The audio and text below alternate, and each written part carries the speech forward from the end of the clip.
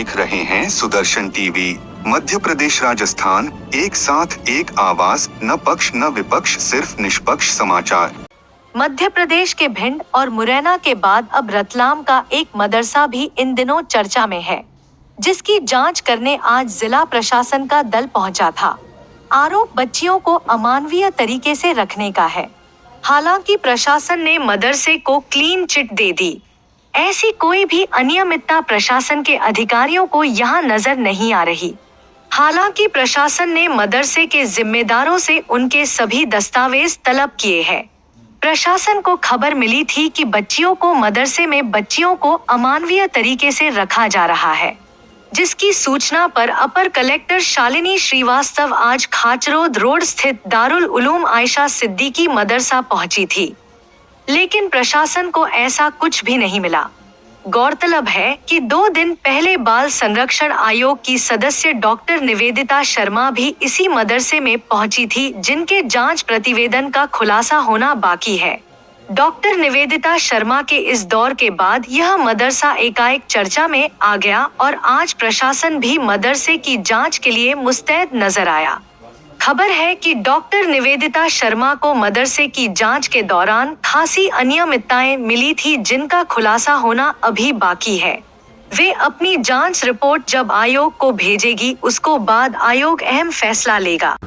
कुछ भी नहीं है, उन्होंने जो बताया तो वो जाने। बाकी आज जो टीम आई थी उन्होंने सारा इंस्पेक्शन करा, एडीएम मैडम भी आई थी और बाकी दीगर लोगों ने भी सारा मुआयना करा। ऐसी कोई बात ही नहीं, उन्होंने किस तरह आधार पे रिपोर्ट बनाई है वो जाने दो। भाई यहाँ तो कोई अनियमितता है ही नहीं। 100 के करीब बच्चे हैं जी। रतलाम के अलावा उज्जैन, इंदौर तक की बच्चे हैं। यहाँ स्कूल भी है, 8 क्लास तक लास्ट ईयर था। इस साल हमें 12वीं तक परमिशन मिल गई है एमपी बोर्ड में, लेकिन हमें 10वीं तक ही चलाया है इसे। अब उन्होंने क्या करी है तो वो जाने सब कैसे क्या है। हमारे यहाँ तो इतना बड़ा स्पेस है, 20,000 फीट का स्पेस है ये।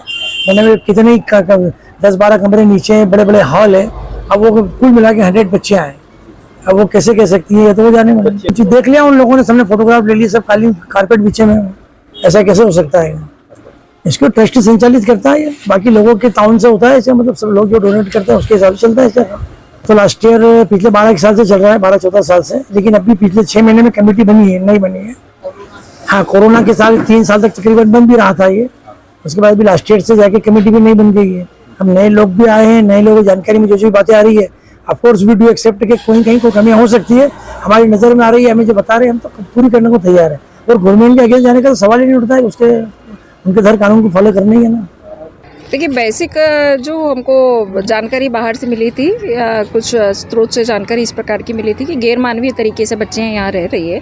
तो प्राइमा फेसी यही कंसर्न का सब्जेक्ट मैटर था कि क्या वास्तव में गैर मानवीय तरीके से रह रही हैं। तो जो है जांच का मुख्य बिंदु इसी पे केंद्रित था और यही चीज़ें यहाँ पर जांची है।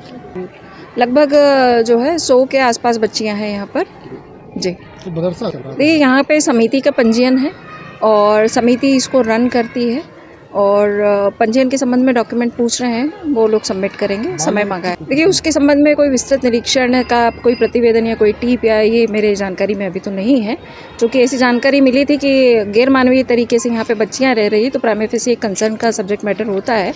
तो उसी को दृष्टिगत रखते हुए यहाँ पर आकर चेक किया है कि क्या वास्तव में ऐसा है कि गैर मानवीय तरीके से बच्चियाँ रह रही हैं। देखिए, मैंने चर्चा की है, इन लोगों से पूछा है, पर शायद मदरसा बोर्ड का पोर्टल जो है वो 2-3 सालों से रन नहीं कर रहा है, ऐसा ये लोग मुझे बता रहे हैं। अनुमति के संबंध में और डॉक्यूमेंट में कलेक्ट कर रही हूँ, जब मिल जाएंगे उसके बाद में स्थिति स्पष्ट हो पाएगी। यहाँ पर जो है बेसिक जो इनका एजुकेशन होता है अपार्ट फ्रॉम स्कूल एजुकेशन, वो यहाँ पर होता है, जिसमें ये अरबी और अपने कुरान वगैरह ये सब पढ़ने की एजुकेशन लेती हैं। ये 4 साल का इनका कोर्स होता है, 2 से 4 साल का होता है। ये केवल उस तक लिमिटेड है, वो एजुकेशन से रिलेटेड नहीं है जो मध्य प्रदेश शासन जो है देता है।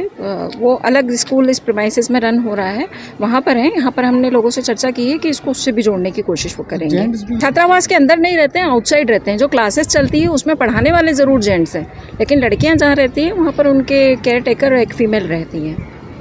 देखिए, इस संबंध में मैंने चर्चा की है इन लोगों से कि सीसीटीवी के संबंध में, तो जहाँ क्लासरूम है नो डाउट वहाँ पे तो कैमरे लगे हुए हैं, लेकिन जहाँ बच्चियाँ रहती हैं, बहुत सारी बच्चियाँ, उनके वैल्यूएबल्स भी रहते हैं।